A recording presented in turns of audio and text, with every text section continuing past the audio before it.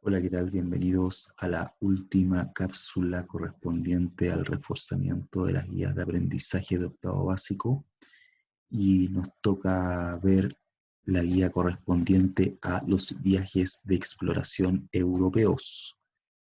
Bueno, también hay harto contenido que hay que leer para poder responder las preguntas, pero para eso estamos, para ayudarlos y aclarar algunas dudas que tengan. Está dividido en dos temas. El primer tema tiene que ver con la siguiente pregunta que está acá, que dice ¿qué factores hicieron posible la llegada de los europeos a América?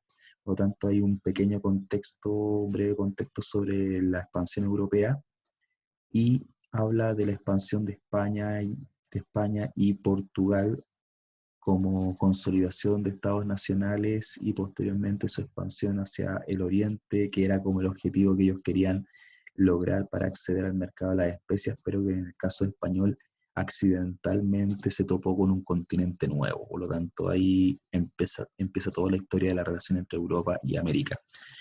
En este caso, vamos a ver los recursos y el primer recurso es un resumen de la expansión europea en el cual se destacan varios factores que es lo que vamos a ver en forma breve y concisa. Primero, primer factor habla de los adelantos técnicos que se desarrollan en Europa entre fines de la Edad Media y comienzos de la Edad Moderna, porque ya empezó a existir un interés por adquirir los productos de Oriente, que serían en este caso las especias, el oro y la seda. Por lo tanto, empezó a haber un interés para mejorar las técnicas de navegación.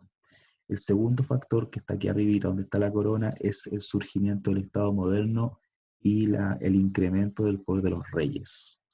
El tercer factor sería la localización geográfica tanto de España como de Portugal, que a diferencia de Italia, que era en ese momento el centro cultural más importante y además económico de la Europa medieval, ellos tenían una ventaja, estaban al lado del Océano Atlántico, por lo tanto se pensaba que podían llegar más cerca del continente asiático en sí, pero las cosas dijeron, la historia dijo otra cosa. El cuarto factor sería la caída de Constantinopla en 1453. Todos pensarán, ¿qué tiene que ver Constantinopla con todo este proceso? Simple, Constantinopla era la ciudad comercial más importante que conectaba Occidente con Oriente. Por lo tanto, era un centro comercial de primer orden. Cae en manos de los turcos y automáticamente se corta todo el acceso terrestre entre Europa y el continente asiático, lo que generó una crisis económica en Europa y eso motivó que algunos países, como el caso de España y Portugal, buscaran una ruta, en este caso marítima, para poder llegar al continente asiático. Eso lo veremos en otro momento. El quinto factor sería en este caso el humanismo y las ideas antropocéntricas, lo que generó valores humanos que empiezan a reforzarse como el individualismo, el afán de gloria y riqueza, que obviamente se alejaban radicalmente de los valores medievales. Por lo tanto, nuevamente reforzar el choque entre la visión antropocéntrica por este lado y la visión teocéntrica característica de la Edad Media y que influye en lo que vino después. Y el último factor tiene que ver con la naciente burguesía mercantil. Ellos tenían ya bien desarrolladito el concepto del individualismo propio del antropocentrismo en sí, y a ellos les interesaba la ganancia. Por lo tanto, cualquier proyecto de exploración, ellos automáticamente estaban alertas y prestaban dinero, porque ellos al prestar dinero se involucraban a esta empresa y ellos lo que querían era obtener ganancias de esta empresa si que hubiese éxito en esta expedición. Por lo tanto, ellos invertían a futuro, daba lo mismo el riesgo. A futuro invertían y si lograban el objetivo, ellos eran los primeros que ganaban. Y eso es una característica del pensamiento moderno. Por lo tanto, están íntimamente relacionados. Preguntas. La primera pregunta dice lo siguiente. ¿Qué factores posibilitaron la llegada de los europeos a América y clasifícalos en aspectos políticos, económicos, tecnológicos y de mentalidad? Se los dejé ahí en un cuadrito comparativo. Ustedes tendrían que colocar, de acuerdo con la información que está aquí arribita y el contexto en sí, colocar dichos factores. ¿Ok? El recurso 2 es un texto que tiene que ver con la breve historia de Cristóbal Colón.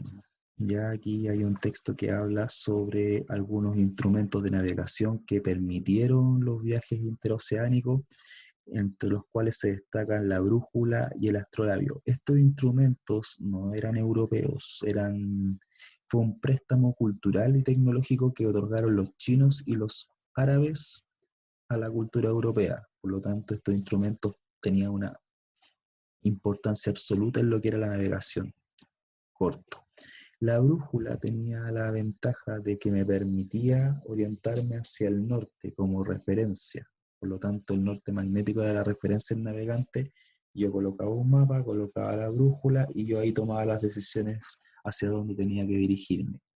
En cambio, el astrolabio tenía la finalidad de que yo lo tomaba y yo calculaba la latitud de acuerdo a la posición del Sol. De ahí el nombre, astrolabio. Por lo tanto, es un disco plano que me servía para observar al cielo y calcular a partir de la posición del Sol dónde me encontraba. Y yo automáticamente lo revisaba en el mapa y yo establecía una ruta. Por lo tanto, eso eran instrumentos de utilidad para los marinos de esa época. El recurso 3 habla de otra ventaja tecnológica que fue la carabela. Todos hablan de las carabelas de Colón que llegaron al continente americano, pero bueno, la carabela fue uno de los inventos más fundamentales para explicar las exploraciones europeas hacia otros territorios, porque era una nave que estaba diseñada específicamente para el océano. Antiguamente los barcos que surcaban en la Edad Media, en el Mediterráneo, no tenían esta característica que ustedes ven acá. Los barcos que iban en el Mediterráneo en la Edad Media eran planos, no tenían fondo. En cambio la carabela, como ustedes ven, tiene fondo y lo utilizaban como bodega, por lo tanto ahí podían guardar cantidades impresionantes de cargamento, incluso hasta 60 toneladas de cargamento. Tenía mástiles de gran tamaño, lo que significaba que podía aumentar la cantidad de velas disponibles para poder agarrar o poder captar mejor la fuerza del viento. Tenían también una innovación. En la parte de la popa, la parte de atrás del barco, se encuentra una vela triangular. Este es un préstamo de los árabes. Los árabes tenían ese tipo de velas, los europeos la adoptaron y les sirve como para captar los vientos laterales. Por lo tanto, esa vela es de mucha utilidad. Y por último, en la parte de la popa del barco, la parte de atrás, se encuentra el timón de popa. El timón de popa es el que direcciona el barco hacia el destino fijado por el comandante. Por lo tanto, esos pequeños detallitos que para nosotros son súper comunes en los barcos, para la época fueron vitales y de suma importancia para el éxito de las exploraciones europeas. Hay que tenerlo en cuenta.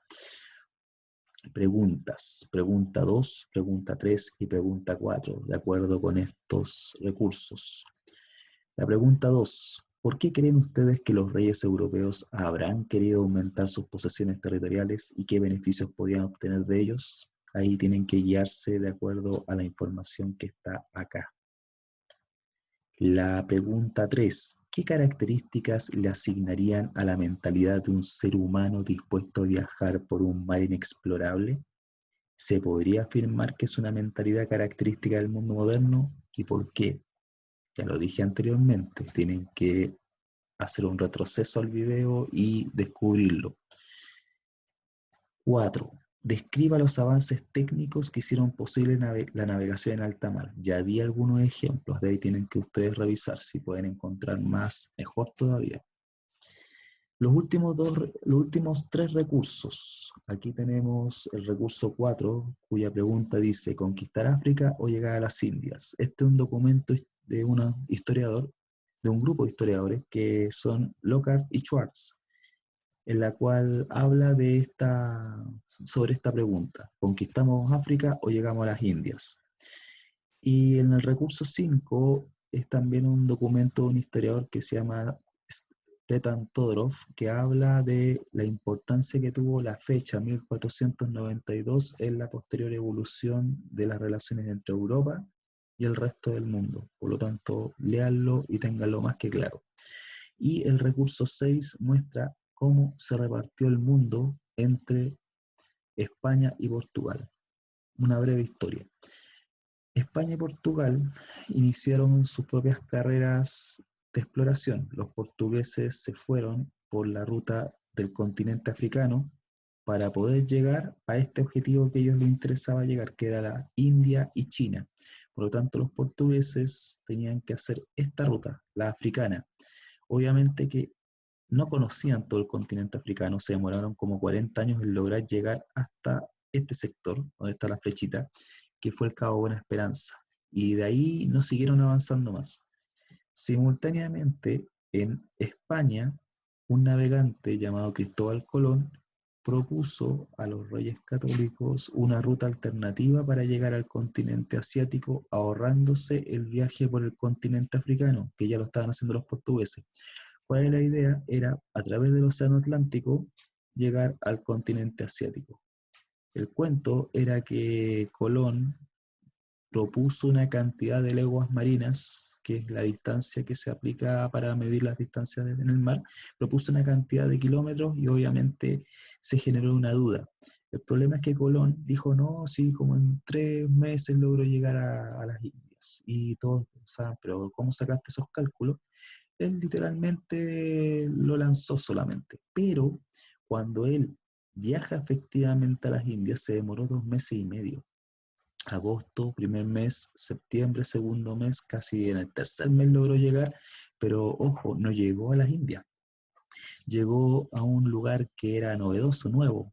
Él juró hasta el día de su muerte que había llegado al continente asiático, pero posteriormente otros navegantes se dieron cuenta que el contorno del territorio no correspondía al continente asiático.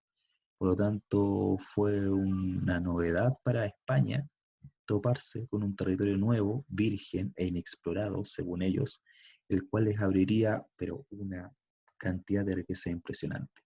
Y ahí empezaron los problemas. ¿Por qué? Porque cuando Colón vuelve a España con pruebas de que el viaje fue un éxito, Portugal reclamó y dijo, pero ¿cómo si era imposible el viaje? Pero ¿cómo si habíamos firmado un acuerdo de límites en la cual Colón no debía traspasar las fronteras correspondientes a nuestros intereses y los intereses de España? Bueno, se llegó a una solución. La primera solución que ustedes ven acá en esta línea en puntitos fue establecida por el Papa Alejandro VI. Les dio una línea en la cual establecía que al este de esta línea, o sea, de la línea hacia el continente europeo, todos los territorios que alcanzaban a explorar pertenecerían a Portugal. Si ustedes se fijan bien en el mapa, este conchito que es Brasil les correspondía también a ellos, pero a los portugueses les interesaba explorar África, les interesaba la India, por ende Portugal le fue muy bien con el reparto, o sea, le tocó todo el continente africano para ellos y el objetivo de asegurarse la ruta, que ellos se demoraron muchos años en lograr completar. Y el resto de los territorios que estaban sin explorar, que supuestamente era el continente asiático que Colón argumentaba que era así, le correspondían a España. Por lo tanto, Portugal reclamó, no estuvieron de acuerdo, y al año siguiente, en 1494, se estableció esta línea morada que está es una línea morada que establece el tratado definitivo. Este tratado definitivo se llama el Tratado de Tordesillas, que establece que los límites se corren un poco más hacia el oeste, por lo tanto Portugal tiene más territorio en el continente americano, los portugueses no tenían ni idea. O sea, este espacio no lo conocía nadie. Y con el tiempo, cuando otros exploradores que recorrieron esta zona se dieron cuenta de que esta zona no era el continente asiático, sino que era otro lugar, un nuevo mundo incluso, ahí como que Portugal dijo, interesante, vamos a probar qué pasa. Y ahí los portugueses descubrieron accidentalmente el territorio del actual Brasil. Por lo tanto, ahí ténganlo presente. Este es el mapa del reparto del mundo entre España y Portugal. Por lo tanto, hay dos preguntas que quiero que desarrollen. La pregunta 5. Según el recurso 4, que sería el de Lockhart y Schwartz, ¿cuál es la discusión que existe en torno a la conquista de África? ¿Y qué consecuencias pudo tener para los pueblos africanos la intervención de Portugal en sus territorios? Y la pregunta 6, que plantea Todorov, que es este personaje que está acá, respecto de lo ocurrido el 12 de octubre de 1492, explicando dicha postura. ¿Ya? Si tienen alguna duda, no olviden, chiquillos, me escriben al correo. Ya pronto voy a estar en Classroom, por lo tanto ya mandé las invitaciones, pueden integrarse. Y bueno, rico saber de ustedes, chiquillos, y los dejo hasta acá. Espero que les quede claras las preguntas que les acabo de explicar y bueno, les deseo que se encuentren bien, no salgan de casa y cuídense. Nos estamos viendo. Chao.